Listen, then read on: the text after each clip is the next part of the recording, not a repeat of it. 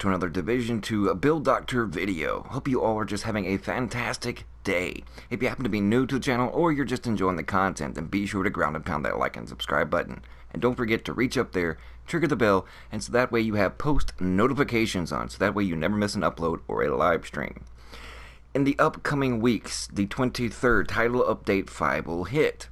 And in case you do not know, or a little foggy as far as the clarification on how things are going to be, just to put it simply and mildly, skills are going to be OP.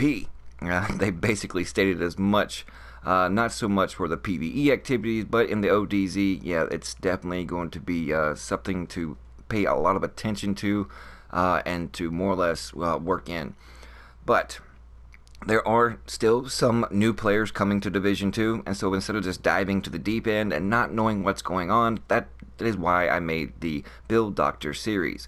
Now what I'm about to show you is not a build per se. As you can see, it's all these pieces. I have not touched them or rolled them in any way, shape, form whatsoever. I just randomly found these pieces and picked them up. So this is not a more or less build per se, it's just, you can tell just by throwing random pieces together that if you're looking for a skill build, it's not really that hard. The most important thing, just as with this build or any idea of particular build, you need to first ask yourself what talents that you're going to be focusing on. In this case, what skills will you be focusing on? Because a lot of brand sets are more focused toward certain skills than what others are. Let's take for instance Fenris.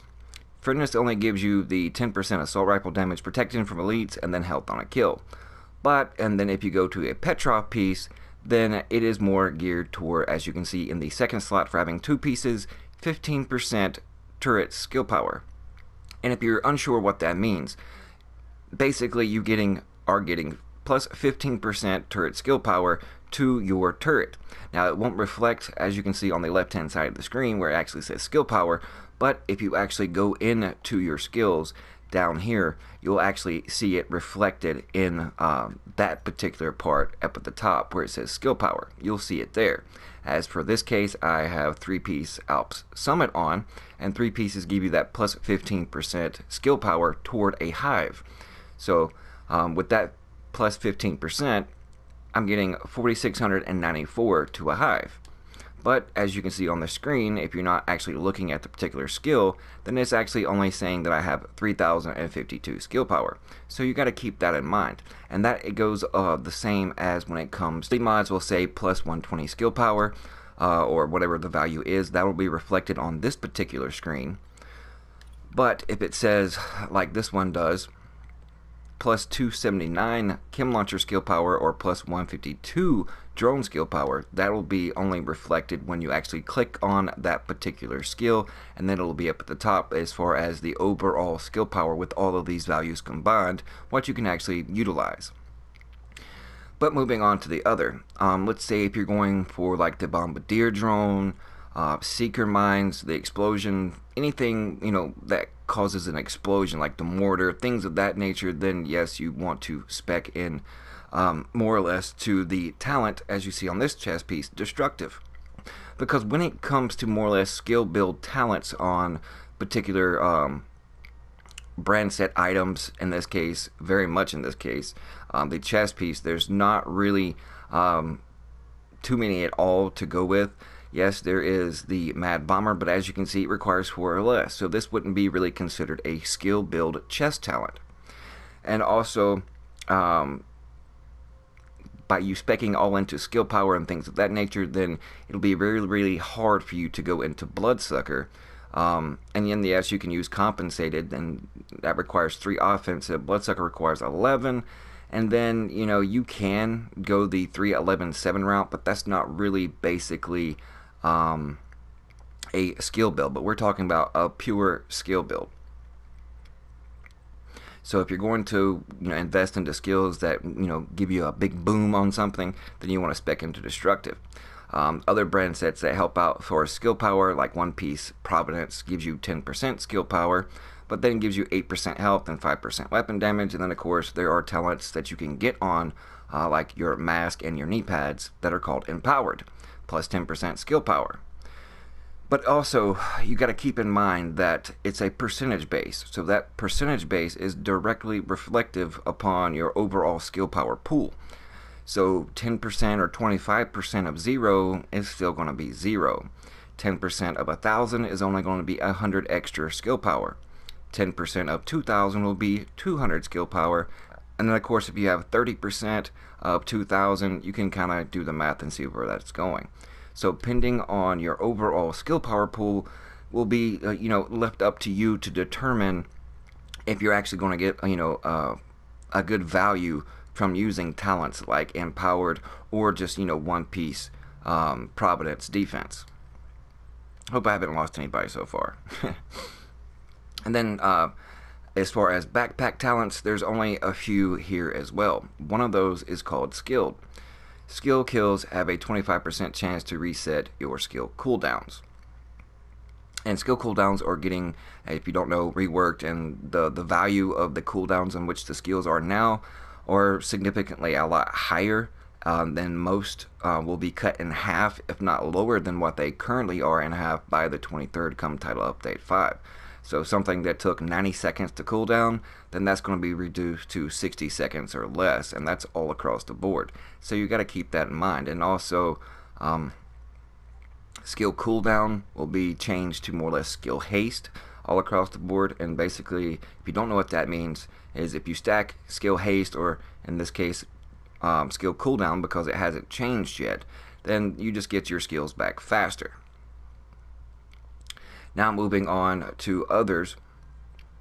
Let's see. Yep, there it is. Tech support. Kills by active skills grant 25% skill damage for 10 seconds. Currently, the way skills are, it'd be hard and inefficient to use these type backpack talents, especially tech support. Kills by active skill grants 25% skill damage for 10 seconds. And you got to look at the wording, kills by active skills. So for example, if you have a flame turret, a assault drone, using a bombardier drone, or the mortar, things of that nature, you actually have to get a kill with it in order for it to proc. But the way that it has been up until this new update, which comes the 23rd, it's just totally unviable because they were really, really, really weak. And it would be definitely hard to kill anything with these skills. I mean, sure, you can weaken the NPC or the player to an extent and then use the skill on them, but that's not really effective and not too viable. And so now that skills are actually going to mean something and that you're going to be able to one-tap something, then that makes the skills on your backpacks like tech support or the skilled is going to be a lot more viable, because we're able to do a lot and significantly a lot more damage when it comes to our skills. But as you can see, the Alps do go for high skill power. The things like Murakami, 3-piece, it gives you that plus 15% to Firefly. And you can go on and on. Chem Launcher is to the Badger Tough. Wybenware is to the just had it, sorry, let me get it back. Drone skill power. The R&K brand set is geared toward the shield skill power. But see, that is the thing. What is R&K? Hazard protection, pistol damage, and shield skill power. Now you can spec into skill power and be, have a godlike shield, but not need 3 pieces of R&K just for that plus 15%. Because by putting 3 pieces of R&K together just to get that plus 15%, you're going to have to look at the values and the pieces that are on that gear and see if that's even viable for you to use. Because you're taking up 3 slots for gear and using R&K, and if you're not using a pistol, then that 20% pistol damage is just a waste. And you can still use the 10% hazard protection, but having 3 R&K pieces, is that going to be better for the build, your gameplay, or is it going to hurt and harm you just for that mere plus 15%? So a lot of these people are going to be more or less straying away from, unless they absolutely want to 100%, get the highest value they possibly can out of the game. And we're talking min-maxed R&K more or less build skilled toward a pistol and a shield. Then they'll get definitely a lot of bang for their buck. because they'll probably already have around 4K skill power, and that's before any plus percentage bonuses, such as on the 3-piece R&K for the plus 15% skill power. Now, others are a little bit easier. If you're running an LMG, you only need 2 pieces because Petrov is geared toward LMG, and only 2 pieces will give you that same plus 15% going toward a turret versus 3 pieces going toward a shield. So if you're using like a repair drone, fixer drone, bombardier drone, assault drone, things of that nature, and you like LMGs, then instead of typically just running 1 piece of Petrov, and then if you already have significant enough skill power where it's going to actually make a difference, then you can slap another Petrov piece on to get plus 15% turret skill power. And then if you really want to take that one step further and it's actually going to make a difference in your build, then you can also get another plus 10% skill haste for having all 3 pieces. But in my opinion, that 10% and taking up a gear slot, I don't think it'll necessarily be that good. I think it'll be better if you're speccing all into turret skill power, is more or less just going with the 2 pieces, and then of course, since Petrov is geared to the LMG, and turret. So you can see how these gears and their brand sets kind of go hand in hand, like the chem launcher. That is Badger Tough, and Badger Tough gives you damage to elites and armor on a kill. Well, if you simplify that and pair that with the new specialist, the Gunner, the Gunner gives you an additional 10% armor on kill, so that gives you 25% armor on a kill, and you're speccing high into chem launcher, and you're going more or less for the PvE side overall, then you can get a super strong heal. And then also in turn, on top of that, let's say you're running Bloodsucker at the same time, then your skill is, weakening the NPCs, and while your skill is out and you're needing to heal up, then for every kill, whether it be your skill or your weapon itself, you're proccing the Bloodsucker because you're ripping off their armor, and it doesn't matter in which manner that you take their armor off, you're going to get that proc. And then if you kill them with a skill that's out, in this case like the drone or a turret as your second skill, then that also is going to give you that 25% armor on kill. So you really have to ask yourself what type of play that you want to make, whether it be for PvE or PvP, and then you're going to have to to find out what talents you want to work around, if you're going with explosives or if you're just going with straight force blunt trauma, as far as like an annoying gnat when it comes to the assault drone variety. But that's basically what it comes down to. As of right now, it's just been like a nagging mosquito. But come update, it's not going to be overly too strong, they said, when it comes to the drone itself, but it's going to dish out probably 3 to 4 times more damage than what you can currently get it now. So that is definitely going to be making it an option and more viable later on. And let's see what other pieces. Some go toward skills and some do not. For those out there that do like the spotter on the ropes build, and basically you're already going to have a build set up, thus the 311.7, and if you have 3 Gilligard pieces, and Gilligard is going to be crucial too in a lot of builds, not only for spotter builds, because 3 pieces gives you that plus 15%, it's just because you get a lot of value out of Gilligard pieces, because they have high attribute rolls and a lot of them when it comes to having like utilities, 2 defensive, more defensive on your chest piece, and then there's some that'll have like 2 defensive and a utility that's going to make them really super strong. Like for example, this old one that I have with the percentage total armor, skill power, and then armor on top of that. And then if they're running unbreakable, then you can go a little bit squishier on your overall armor pool because you have that 70% proc to fall back on. And then high heals that you can be able to almost heal yourself instantly. So these pieces on as you see on the screen now, as far as having 2 blues and a red, or all reds as their Legos, things are going to be shifting to more along the pieces as you see on these 2, as the Fenris and Yagir, that'll have 1 blue, 1 yellow, 1 red. So that way you can get a big chunk of skill power on your chest, a big chunk of armor, and then of course weapon damage. So you're going to be able to get the best of all 3. And if you happen not to have those pieces, then yeah, you can still use the ones that you want. But if you really want to get the ball rolling and get your skill power up, then these are going to be like the go-to pieces that you want to get your hands on. And especially the Fenris variety, because Fenris is the only brand set that you can actually have 2 chest piece talents on, and also on your knee pads. That's the only brand set that you can have 2 talents on your knees as well. So a lot of these are going to be a lot more viable. You can accompany all these other talents that we are currently using into a build, but when it comes to like the Mad Bomber and the talents like this, I mean, it's not really geared toward a specific or even going to a skill build, because grenades, yeah, they do some damage, but you could lay it basically at their feet, and if there's like a twig, a stump, or anything in between you and that player, they're not really going to take that much damage. It kind of like nullifies it. So grenades do definitely need a rework. So the Mad Bomber, in my opinion, shouldn't even be a chess piece talent.